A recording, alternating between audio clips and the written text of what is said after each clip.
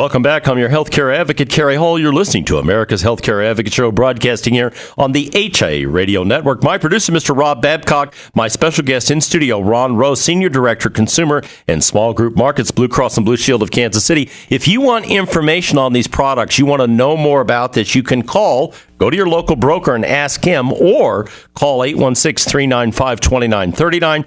816-395-2939, or go to their website, BlueKCExchange.com, BlueKCExchange.com. This is a special broadcast for the Kansas City Metro, folks up in the Sedalia area, and all you folks up in northern Missouri, up around St. Joe and further out, Trenton, Missouri, etc. So we're talking basically to everybody in the 32-county area that Blue Cross and Blue Shield of Kansas City services. Ron, before we went out, we talked a little bit about this. We're going to get into this now, and as I say, kind of get in the weeds.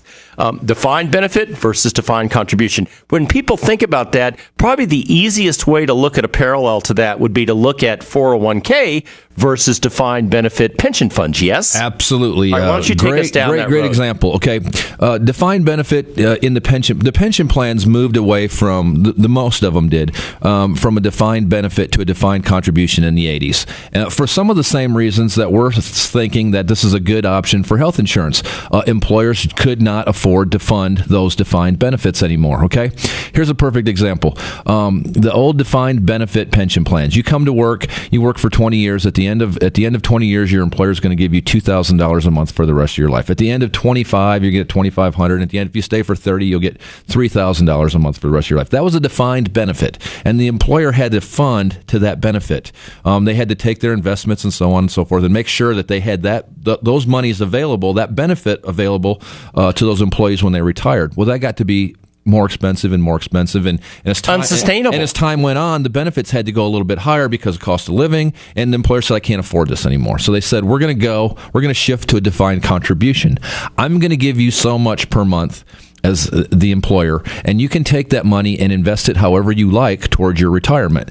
That's what a 401k is. A 401k is a defined contribution. Now, it's tied to how much your salary or how much you contribute or something, but at the end of the day, the employer has said, this is how much I'm going to pay versus these are the benefits I got to have in place, and I got to figure out a way to have those benefits in place. The BlueKC Exchange gives the employers the exact same option for health insurance. Rather than coming in and saying, I need a $1,500 deductible for my employees, or I have to have an HMO or a $2,500 deductible, or what benefit can I afford? This is the benefit I'm going to offer, the benefit I can afford. The employer says, I'm giving each one of my employees X amount of dollars. For an example, $300. Everyone who works for me is getting $300 a month for their health insurance.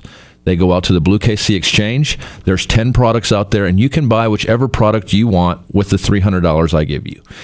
If a product on the exchange costs $400, then we're going to take $100 out of your check to cover the difference. If a product out on the exchange costs $300, then nothing will be coming out of your check. So the employer is controlling the amount of money that they're giving the employees by setting a defined contribution, and the employees are able to go out and buy what it is that they want and need.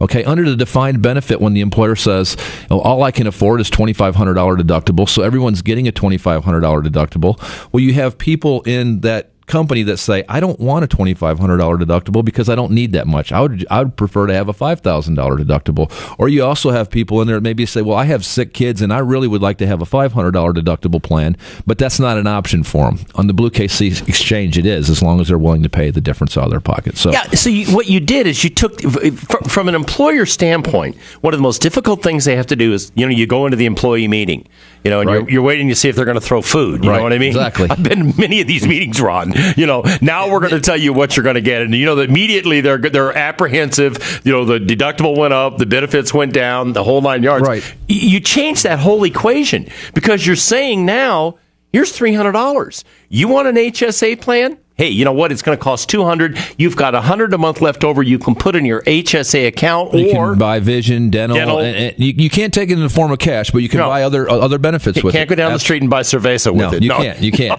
No. But you can use it for other benefits. Now back to the 30-year-old with 3 kids who needs first dollar coverage for everything because they're in and out of the emergency room. The kids got this, that, and something else. He can take that $300 and go, you know what? I'm going to pay an extra $50 and I'm going to go to $350 and I'm going to buy Blue Premium. Right. That's what I want. Right. That's going to cost me $350, so I'll pay $50 a month more for that. So now he's happy because he got what he needs. Then you've got the 21-year-old in the middle who's invincible.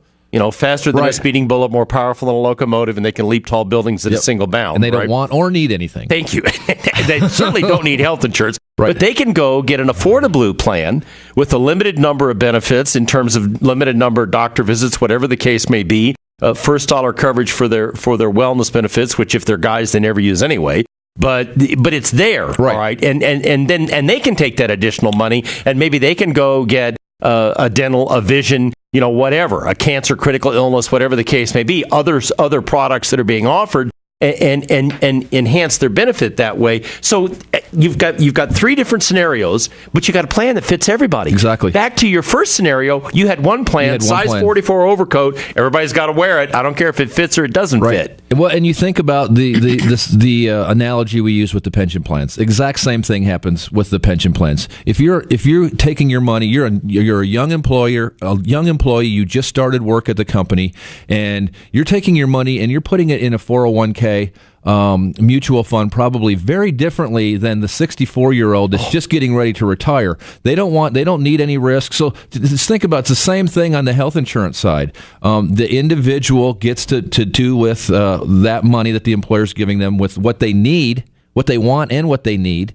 And the employer says, I know exactly what I'm going to pay. I know exactly what I'm going to pay. I know how many employees I have. My costs are a fixed cost now. And you know what? As those rate increases come and keep coming, because they're going to keep coming, the medical inflation is not going to go away anytime soon. If you look out and listen to the actuaries, the employer then at that point, the employees can decide, do they want to have more come out of their check and have a lesser benefit or richer benefit, and the employee, it's a much easier way for the employer to say, here's they're taking a benefit now and really making it a benefit versus going into the enrollment meeting, like you said, and have to tell them that I'm taking away something from you by giving you a higher deductible. Something I see as a side benefit to this that's going to happen, I think you're going to see participation rates go up in companies where before people just said, I'm not going to go onto the health insurance plan. I'll go buy one by myself, or I just won't have health insurance. I think you're going to see more people participate. One of the biggest things we get in companies, a lot of times we go in, we can't get a lot of these people to participate, or they don't want to put their spouse and children on. They're only going to put themselves on because the employer is footing the bill for the majority of the premium.